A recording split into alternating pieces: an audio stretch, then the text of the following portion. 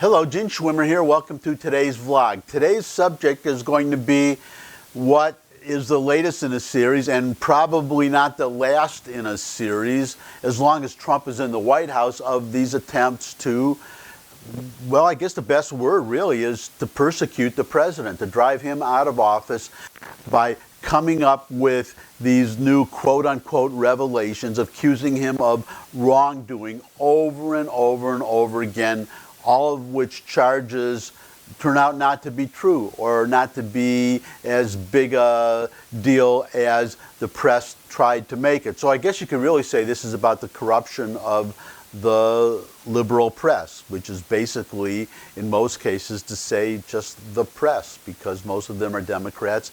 They hate the president. They're out to get him. The latest flap that they're trying to create, but it doesn't seem to be getting any traction. And it's probably because if you cry wolf over and over again, well, we all know the story about the boy who cried wolf. If there ever is a real story, then no one's going to believe him. But so far, there hasn't been a real story, and nobody believes the press anymore, I think. So I'm going to talk about this latest Ukraine flap, a phone conversation that the president had with the current president of the Ukraine that supposedly involved a quid pro quo to that president, or a threat to the president, one or the other, to pressure the president of the Ukraine to investigate Joe Biden's son, Hunter.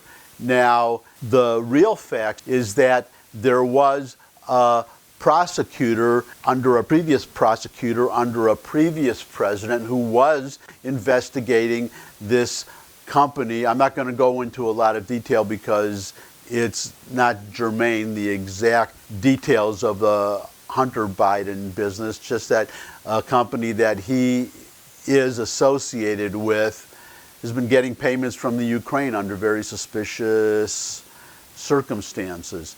But that's another story for another day, and you can look it up, or you probably have already. You can look it up, or you may have read about it already.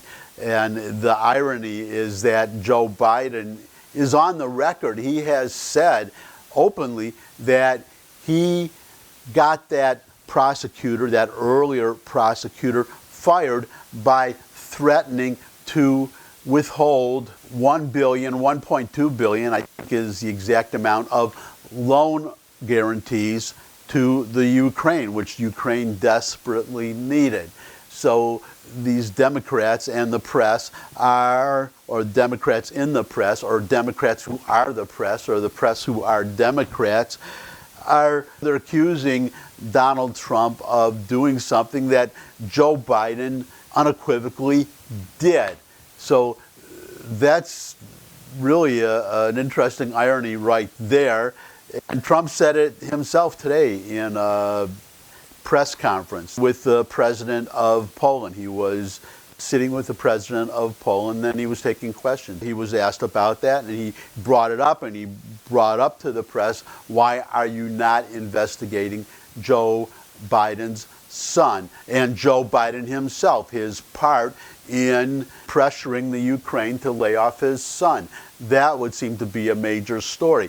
I just want to get this out about the press, so I'm going to put up a headline, and really what better place to start than with CNN, the most, in my opinion, corrupt, Trump-hating network in the whole media world, with the exception of, I don't know what, North Korea. And I don't even think North Korea is as rough on the president as CNN is sometimes. Anyways, here's the headline: new revelations deepen scandal over Trump whistleblower complaint. The whistleblower being the person who alerted the Inspector General in the intelligence community of this purported quid pro quo corruption cooked up between that the president perpetrated when he talked to the president of the Ukraine. So, new revelations deepen scandal over Trump whistleblower complaint. Well, number one, it's not a scandal until and unless it turns out to be true. So you'll have Democrats today talking even now about the scandal of Russian collusion, even though it turned out to be a hoax. It's not true, so it's not a scandal. Or if there is a scandal, well, there is a scandal, but the scandal is on the press and on the Democrats and everybody who talked about the walls closing in on Donald Trump. If you go on YouTube, you can find a video stringing these little sound bites together of how the walls are closing in on Donald Trump, how the axe is about to fall, how he's about to be nailed to the wall, however you want to put it, by Robert Mueller. It turned out to be nothing. So what's interesting about this story, new revelations deepen scandal over Trump whistleblower complaint, is that that's the headline, and the story would seem to be about that, and initially it is, but then you dig down into the article, and I guess it's to their credit, to CNN's credit, that they did mention this, but they bury it way down in the article. But if you dig down, well, let's start here. This is a few paragraphs down. CNN reported Thursday that the Intelligence Community Inspector General suggested to the House Intelligence Committee that the complaint raised, that's just the whistleblower's complaint about what Trump supposedly did, and which he denies, by the way, he did in that press conference with the Polish president. Inspector General suggested to the House Intelligence Committee that the complaint raised concerns about multiple actions. He would not say whether those instances involved Trump, sources familiar with the closed-door briefing told CNN. So you go down the article and you get an admission here that it may not have involved Trump at all. And well, I'm not going to quote every single paragraph of this article, but if you do take the trouble to read the article, and I'll link to it, there's also a very good attorney, Andy McCarthy. He was the attorney who prosecuted the blind sheik in the first World Trade Center bombing. So he knows his stuff, and he said, well, the point he made was that this concern that this whistleblower made and that the Inspector General sent up the chain, it only applies to people working in the intelligence community, that something wrong might have happened among somebody working in the intelligence department, nothing to do with the president, as this paragraph points out. Now, this is more important, and you have to go down even farther, a few paragraphs or a couple paragraphs lower. The whistleblower, the person who made this complaint, and we don't know who this person is, by the way, the whistleblower didn't have direct knowledge of the communications an official briefed on the matter told CNN.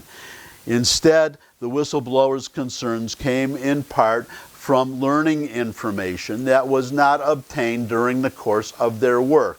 And those details have played a role in the administration's determination that the complaint didn't fit the reporting requirements under the intelligence whistleblower law, the official said. And this is what I was just talking about a second ago, that it doesn't involve the president. It's about the intelligence community, number one. And number two, this whistleblower, this so-called whistleblower, has no direct knowledge of what was supposed to happen. So it's just hearsay. For those two reasons alone, the president or the administration saw no need to report it. And I don't think there was.